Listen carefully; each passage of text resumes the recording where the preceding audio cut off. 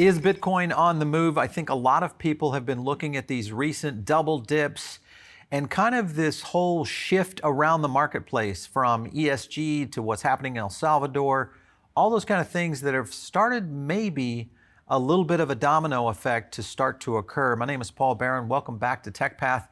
Today we're going to dive into what I think is some very interesting things that are happening around the circumference of Bitcoin, and because a lot of people are looking at where Bitcoin currently is at today and taking a look at this and saying, all right, is this the final bottom before we see this breakout in the bull market? I think there is some very interesting and intriguing movement in the space that I want to kind of showcase. And of course, these market movers, we do these from time to time. Actually, we're doing a ton of these here recently, which is basically an analysis of a lot of the media. We basically kind of decipher and break it down. We get you some data that layers in on some of the chart information that we get here within TechPath, and then we provide that all to you, crush it together, put a nice recipe. Hopefully you've got something here to kind of get your own research going. This is not financial advice, so don't take it as such, but I definitely want to hopefully point you in the right direction in terms of your own research as you're starting to build out your plan for both cryptocurrency and all your individual investments. I want to jump to this first story, which was on Bitcoin.com. And this was basically, as you guys have heard probably over the weekend, you saw on Twitter, Tesla's Elon Musk and Twitter's Jack Dorsey agree to have a talk at the Bitcoin event, the B word. And that's going to be basically supported and moved by Twitter. You can kind of see what they're referring to. So basically they said, hey, let's get together on this event. We're holding this in July 21st. It's the Bitcoin Focus Initiative. It's going to demystify, all these mainstream narratives about Bitcoin, including ESG, a lot of the other aspects of unsafe, all the aspects of mining, those kind of things. And I think this is an interesting direction for this conference to be going. But mainly, I wanted to show you kind of the focus right here. I wanted to highlight that right there. How institutions should embrace Bitcoin. That is basically the focus of where Jack is going.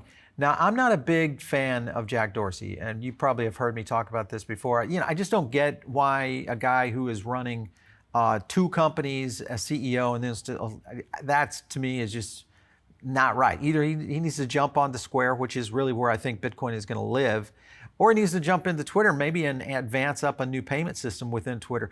But running two companies, I think is, it's just not great for stockholders, and I think that's the scenario that I have with Jack. However, that being said, his movement in the cryptocurrency space is intriguing. Now, again, when you get into these billionaires and you understand what they're trying, there's always other agendas that are kind of at play here. And I think that's the thing with both Dorsey and also with Musk in terms of where is this going down the road. And I think that's the thing that we have to be on the lookout for. So how does this play into why Bitcoin is going? So if you think about where Jack is thinking right now, and he's pushing now an event after he came down here to Bitcoin 21 in Miami. Now he's got an event jumping up there to really go after the financial institutions and help move the ball. There's a lot of other things that are happening also in the sidelines. We're going to do a video on this, and that's on FedCoin. What's being developed right now with MIT, a lot of that movement. There's been several projects that have been underway.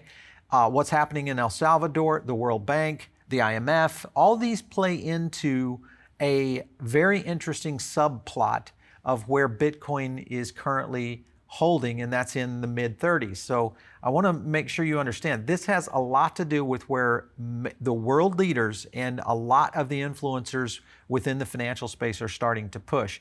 I want to jump to this next story also over on Bitcoin.com. Mexico's third richest man recommends Bitcoin. His bank is working to accept BTC and says basically fiat money is fraud. So this is getting real.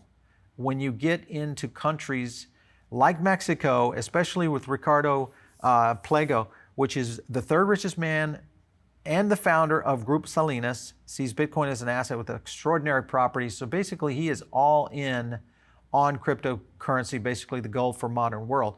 And there's a lot when you look at through this article that he's really kind of going in on, but the one that I feel is interesting is this statement right here. Governments don't like Bitcoin. It burns them from the people who can't get out of their fiat trap, because that's exactly what fiat money is, which is fraud. The fraud for fiat is inherent to the fiat system, which you can only see today in the US. The dollar has a hard currency as a joke.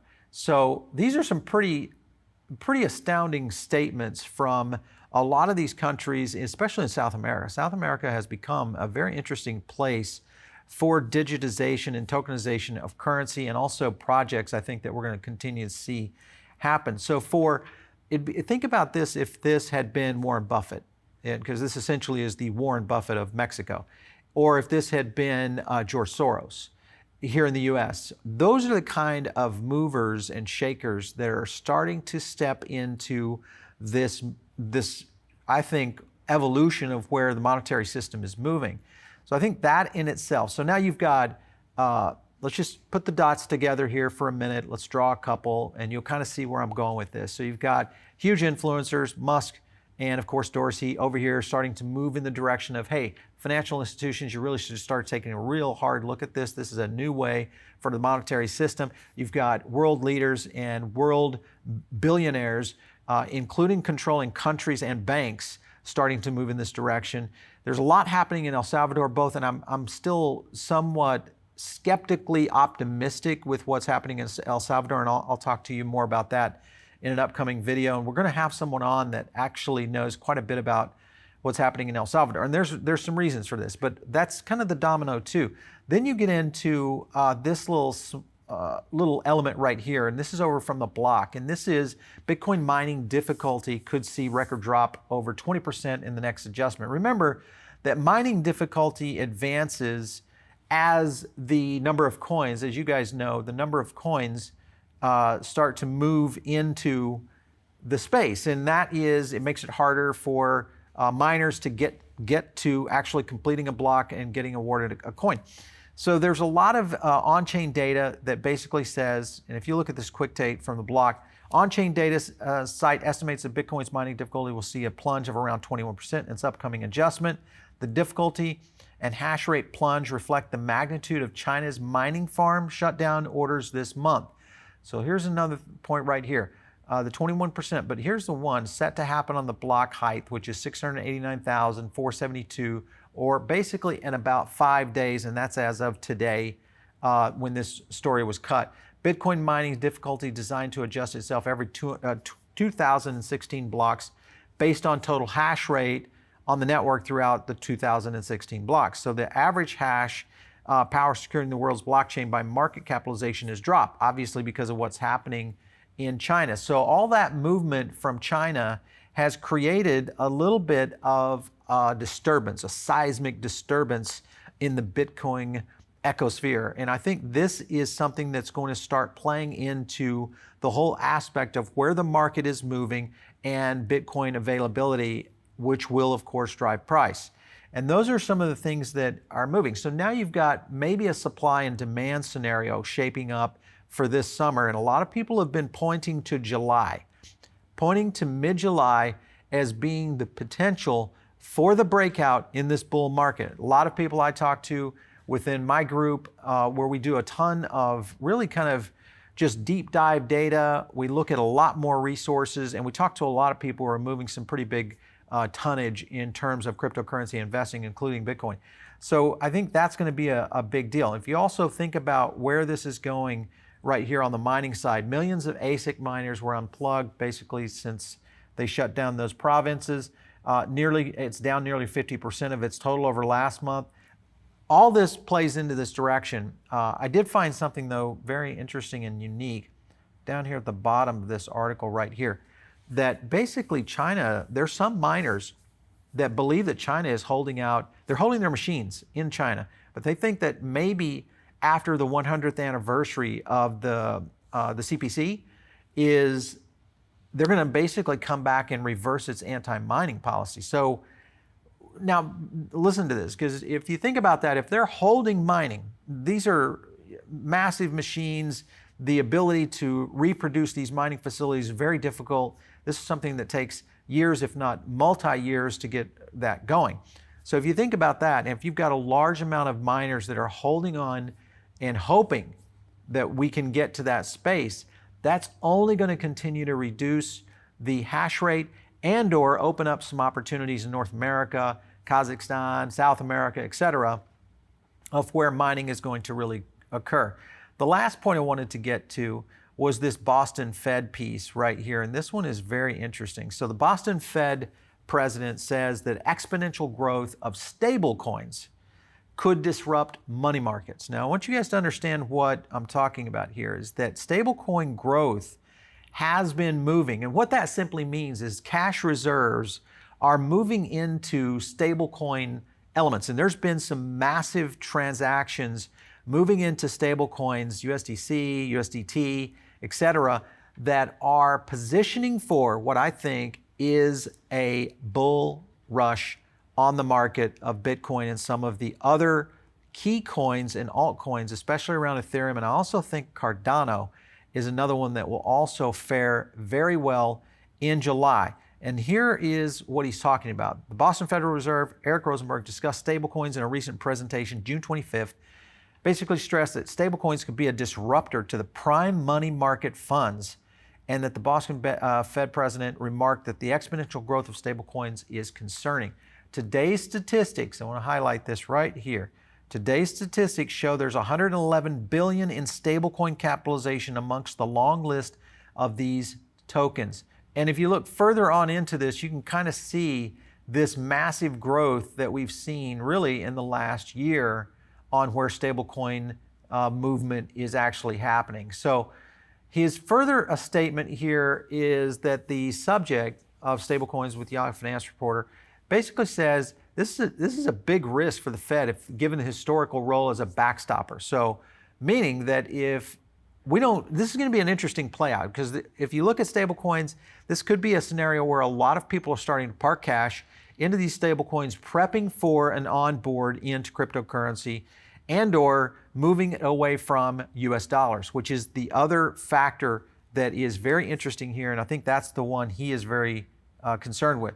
The reason he talked about Tether and stablecoins, if you look at their portfolio, it basically looks like their portfolio of a prime money market fund, maybe riskier. So this is interesting. Tether, as you highlight, has a number of assets that during the pandemic, the spread got quite wide on those assets. This has been the knock on Tether, is that they don't have enough assets to cover the float, and that's a problem if we did see a scenario where Tether got a rush on it. Now, there are some potentials here that could go in that direction, but the likelihood is that this is being parked in there by a lot of whales right now to prep for what could be a huge accumulation period, which we are in.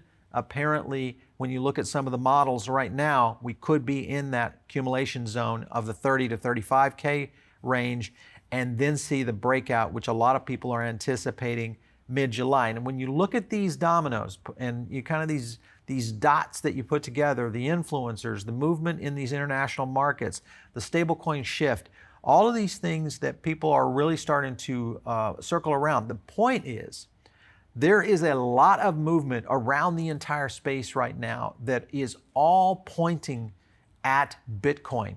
It's all pointing at Bitcoin. And with that being the case, we thought, well, let's take a look at something. I want to look at the crossover, because this is basically blockchain data that you can pull down, and you compare that against what's happening in the crypto space. So we looked at sentiment on Bitcoin, amplification over the past few weeks. You can kind of see sentiment's been rolling mid-par, AMP also mid-par at 40.03. Even during this little dump right here, we saw sentiment climb, so still very bullish. If we look at what's happening on Trade the Chain and where the market is going, they've been pretty much on this as well. Amplification 42.99, a little bit of a growth. And then this area right here, sentiment started exploding right here before we saw this nice little uptick right here. So this may be the beginning of something very special. Sentiment went to 56.12. Amplification really moved up to 55.19.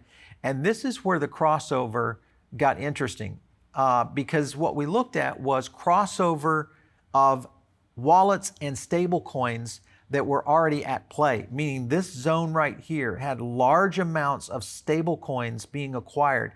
The only time you're putting money into stable coin is because you're prepping for a massive investment or an investment. You go in, you drop your Coinbase, you put it into USDT or USDC, whatever it might be, and you got your money. Maybe you just leave it in there and you're waiting for it. Remember, that's all protected by the FDIC, which while it's in there as USDs, that all of that's just sitting ready and poised for action. And that is where I think we're rolling right now with what's happening, and which could really roll into this movement into mid-July as being the breakout period for Bitcoin. And when I say breakout period, I mean above the 45K mark. If that's where we see this movement with all of these things that have been happening over the past few weeks, this may be what we've all been waiting for and looking for in Bitcoin, and that is a mid-July explosion that is definitely going to take Bitcoin maybe on its way to continue its bullish run and finish out this four-year cycle that we all believe is still in the midst of. All right, so if you're listening over on the podcast, make sure and stay tuned in there. Give us some stars. That's the best thing to do. You can subscribe on the podcast right here. You'll get that on your feed, whether you're driving in your Tesla or your Lambo, whichever it is. And if you are right here on YouTube, make sure and subscribe to the show. That's the number one way you can help us. Share this with a friend. Send it out to some buddies. You can do that on social. You can do it right through email. It's an easy share link right there from the YouTube channel and the YouTube player that you're watching this on right now. That's the best way you can help us out. And of course, if you have an idea for a show you want to send to us, send it to producer@revernetworks.com, or you can hit me up on Twitter @Paul Barron. That's the best thing. We'll catch you next time right here on TechPath.